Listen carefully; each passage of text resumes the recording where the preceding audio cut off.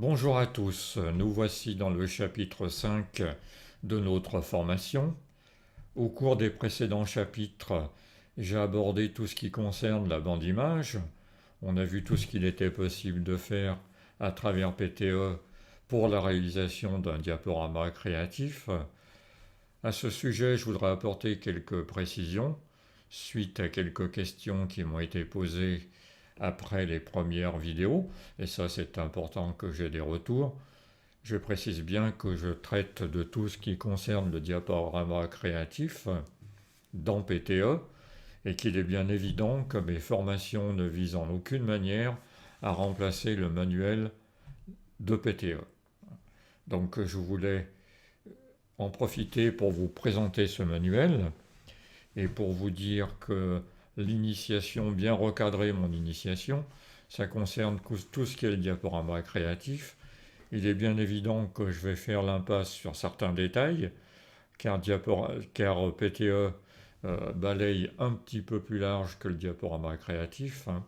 C'est un logiciel commercial, donc il est obligé de répondre à certains critères, mais il est bien évident que tout le détail, toutes les fonctionnalités, tout le détail de chaque fonctionnalité, vous allez le retrouver dans le manuel de PTE. Alors ce manuel, je vous le présente. On y accède à travers l'aide de PTE et à travers la fonctionnalité manuel en ligne. Et là, automatiquement, vous êtes sur votre browser Internet et vous allez directement dans le choix du langage de votre manuel. Alors le manuel français a été écrit par Jean-Charles Pisolato. C'est un livre de 200 pages qu'il met à disposition gratuitement pour les utilisateurs de PTE, comme moi je le fais à travers ces vidéos. Nous sommes tous les deux des bénévoles et en aucune manière nous ne voulons tirer quelques bénéfices commerciaux de nos prestations. Donc ce manuel, il fait plus de 200 pages, hein. Il est très bien fait, extrêmement bien fait. Jean-Charles Bisolato est quelqu'un d'absolument remarquable, Charlie pour les intimes, et je tenais à lui rendre un petit hommage à travers mes vidéos, hein. Donc vous voyez, ce manuel est très très complet, il y aborde absolument tout, toutes les fonctionnalités de PTE dans le détail. Je voulais apporter cette petite précision et rendre un hommage à mon ami Charlie. Voilà, donc revenons à notre sujet. Je ferme l'explorateur Internet. Et donc, dans ce chapitre, nous allons aborder la bande-son. Alors, hors ligne, j'ai finalisé la première séquence de mon montage. Alors, vous voyez, je suis allé un petit peu plus loin. Là j'ai mis en ligne, j'ai ouvert tout mon montage, hein. Donc, on va faire le ménage un petit peu plus tard. Mais je voulais vous montrer la première séquence. Et la première séquence, donc j'ai finalisé les transitions, hein, les temps d'arrêt sur image, et je l'ai calé sur la bande son. Et puis donc j'ai fait certains effets d'animation. Je vous indiquerai plus tard comment j'ai fait ces effets à travers l'interface d'objets et d'animation. Mais là, je voulais vous montrer la première séquence finalisée. Je vais vous la montrer une première fois sans la bande son, hein, pour bien montrer qu'un diaporama, c'est pas que des images, c'est aussi une bande son. Alors si on regarde cette séquence, alors on va se positionner au départ, sans la bande son, voilà ce que ça donne, hein. Je la joue dans l'interface de visualisation de PTE, hein. Voilà, donc c'est le début de la séquence. Je la déroule. Elle n'est pas longue, elle dure 1 minute et quelques, hein.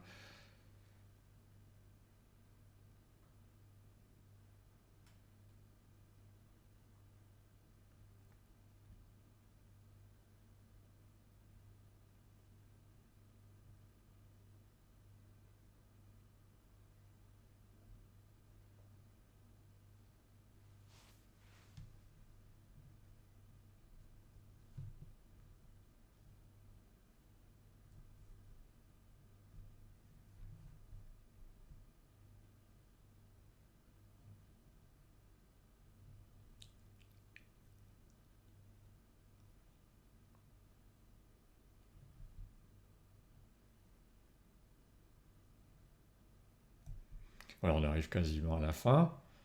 Hein, ça fait un petit peu bizarre de voir quelque chose de muet. Alors qu'est-ce qu'on a vu là? On a vu des belles images qui défilent les unes derrière les autres, avec des transitions, c'est quand même plus agréable. Et puis quelques effets d'animation. On a retrouvé donc les styles que j'avais montrés à la fin de la séquence. Là, oh là, je vais un petit peu trop loin. C'est un montage conséquent hein, qui fait plus de 12 minutes. Mais la première séquence s'arrête ici, vous vous en souvenez. Et puis après, on embraye sur le titre. Hein. Donc, ce sont des images qui sont quand même plus agréables avec des effets de transition et avec quelques animations. Mais on se demande bien, on voit que c'est quelqu'un qui travaille, hein, qui est dans son atelier, mais on se demande bien quel est le sujet de ce montage et ce qu'il est en train de raconter.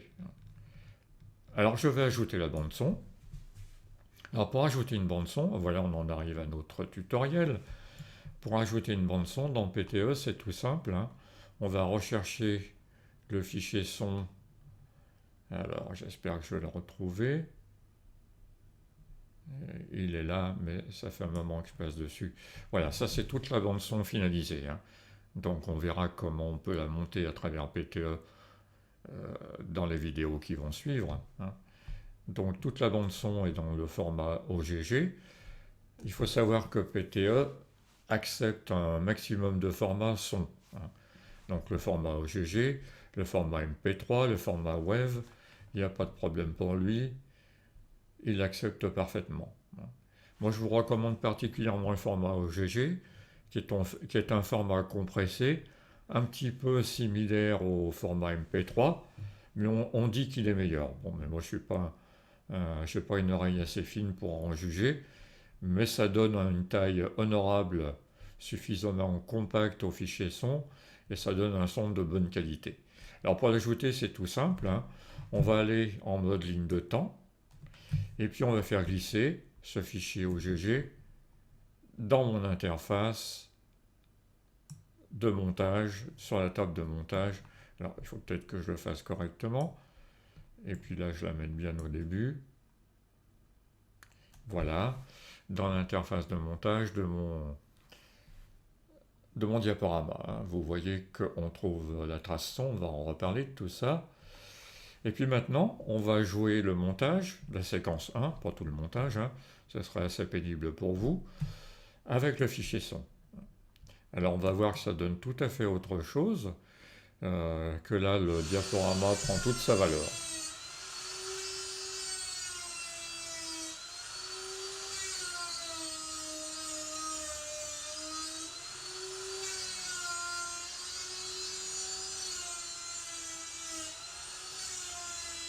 À l'école, j'ai jamais été le dernier. Hein. J'étais après le dernier. Voilà. Hein, j'ai jamais été le dernier, ça c'est sûr. Et puis je dessinais au lieu de l'apprendre.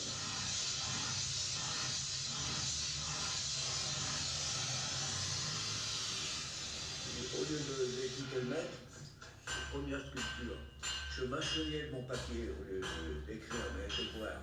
Je mâchouillais et quand je l'avais bien marché, c'était mou, je faisais le petit bonhomme sur mon bureau. Tous mes petits personnages, c'est les premières sculptures déjà. Alors, où je dessinais, je faisais mon dessin, j'installais un petit bonhomme sur mon dessin, ils avaient un paysage, ils avaient une vie, et voilà. Ça a été ça, déjà 7-8 ans. Voilà Robert, pourquoi tu voulais un diaporama? Explique-nous. Bah déjà, en premier, pour avoir de la bonne photo, pour que ça puisse rester, bien sûr, à la postérité. Et en deuxième, comme je t'avais dit, je veux pas mourir, hein, ça restera. Voilà. Voilà. Donc, je voulais quand même vous montrer cette petite expérience qui est édifiante, hein, avec une bande son montée. Hein. Donc, on a mixé des bruitages, l'interview de Robert Magan, et puis même un petit peu de musique vers la fin, puis un bruitage final. On voit que ça a une autre dimension, hein, avec une bande image finalisée, donc montée, avec des effets de transition, avec des images choisies en conséquence. Le tout synchronisé sur une bande son montée, eh ben, on obtient un diaporama et c'est là toute la magie du diaporama. Alors que propose PTE au niveau du son?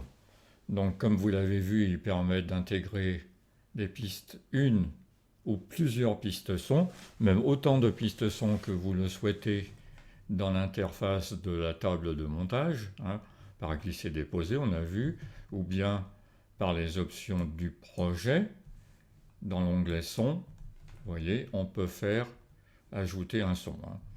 Donc chaque fois que vous ajoutez un nouveau son, PTE va créer une nouvelle piste. Moi, ce que je vous recommande, c'est de nommer la piste d'une manière plus parlante que piste 1, piste 2, piste 3. Là, il suffit de cliquer sur le nom de la piste et de lui donner un nom. Hein, à côté, dans la fenêtre de droite. Hein. Là, on va dire par exemple son principal du montage. Je fais ça comme ça. Hein, Et vous voyez, on se repère beaucoup mieux ce à quoi correspond chaque piste. Donc on peut l'ajouter par le bouton Ajouter son.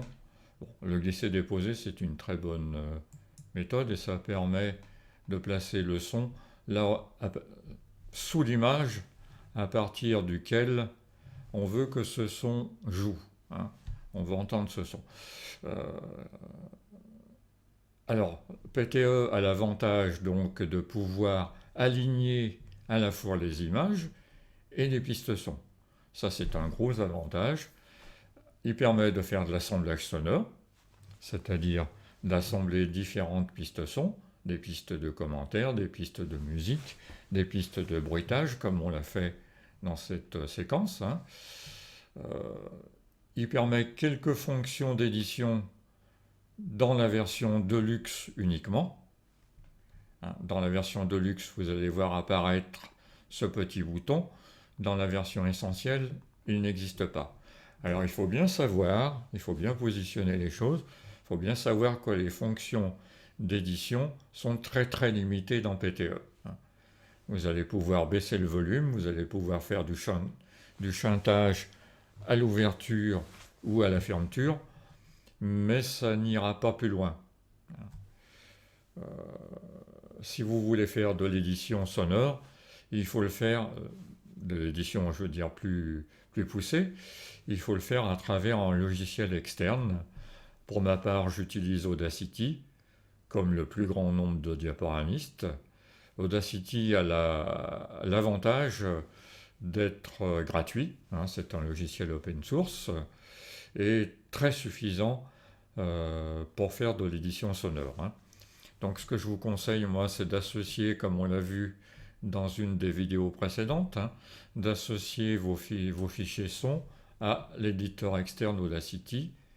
Je prends par exemple le fichier OGG là, et je fais modifier, CTRL W aussi par les raccourcis clavier, et je rentre directement dans Audacity.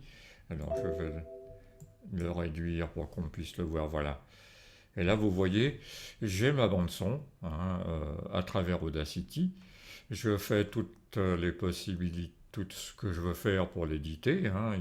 Alors là, on ne va pas rentrer dans l'initiation d'Audacity parce qu'il faudrait encore plusieurs vidéos, et puis c'est pas le sujet, mais on peut faire beaucoup de choses, hein, notamment nettoyer une bande son, hein, ce qu'on ne peut absolument pas faire dans PTE. Voilà. Une fois que vous avez fini, vous enregistrez votre fichier son là où il est, hein, et alors là je vais sortir, et vous retrouvez votre fichier son édité dans PTE. Donc on va étudier un petit peu au cours des vidéos suivantes, tout ce qu'on peut faire à travers les fonctions sonores de PTE. On va monter la bande son de notre première séquence. Alors déjà, on va voir dans cette vidéo comment paramétrer l'affichage de notre ou de nos pistes son. Ça, c'est dans les options du projet. Non, pardon, excusez-moi. C'est dans les paramètres de PTE, dans les préférences.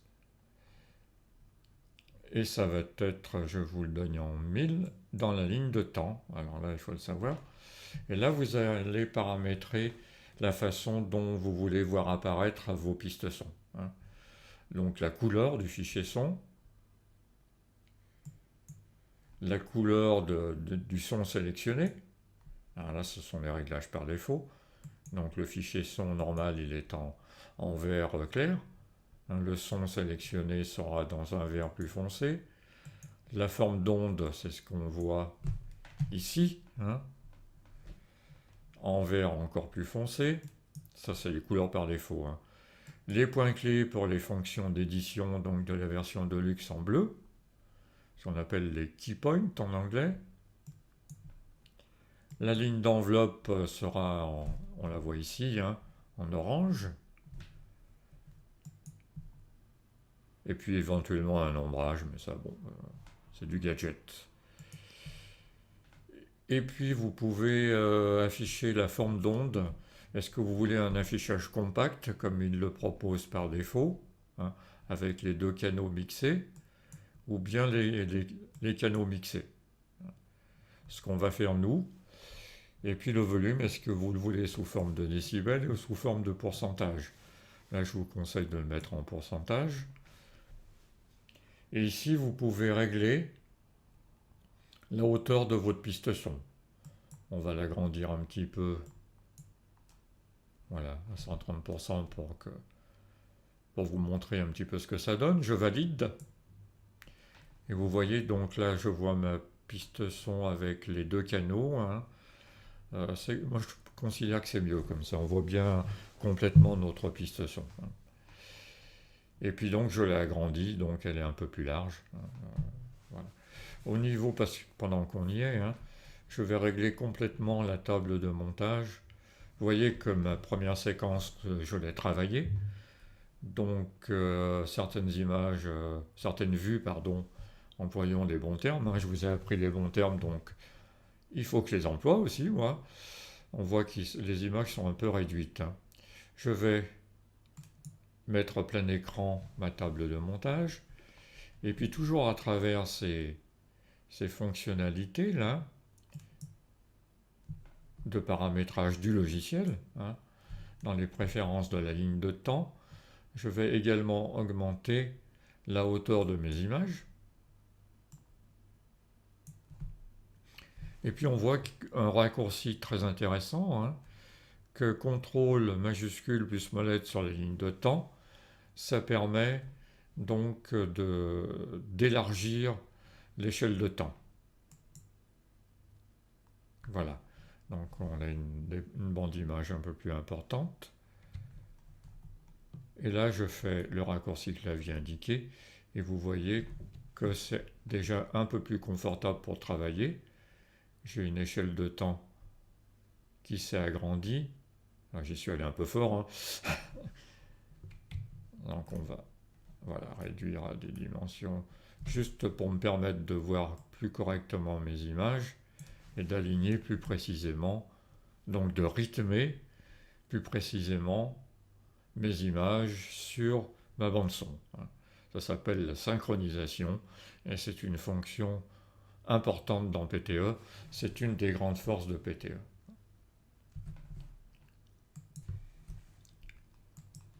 Voilà, donc on est prêt à pouvoir travailler une bande son. On va arrêter là cette première vidéo du chapitre 5. Dans les vidéos suivantes, je vais vous montrer comment on peut assembler les différents sons de cette première séquence. Hein, on a entendu plutôt qu'on avait un bruitage, on avait même plusieurs bruitages, et puis qu'on avait aussi une petite musique, et puis l'interview de Robert Magan. Voilà, donc à travers différents éléments, on va voir comment on peut assembler dans PTE. Et puis on verra aussi comment on peut un petit peu éditer, mais alors là c'est très limité, ça je vous le répète. Et je vous répète également que pour des fonctions d'édition plus poussées, il faut aller dans un logiciel externe type Audacity, qui est un open source, donc un logiciel gratuit, ou bien sur un logiciel un peu plus lourd qui s'appelle Adobe Audition, bon, qui fait partie du cloud, là, je pense, qui est un peu plus compliqué. Je vous assure qu'Audacity suffit largement. Donc, il est important de savoir que dans PTE, on peut faire de l'assemblage sonore, et ça, c'est super important que d'avoir la bande image et les différents éléments sonores. C'est déjà un gros plus. À bientôt pour la prochaine vidéo de ce chapitre 5.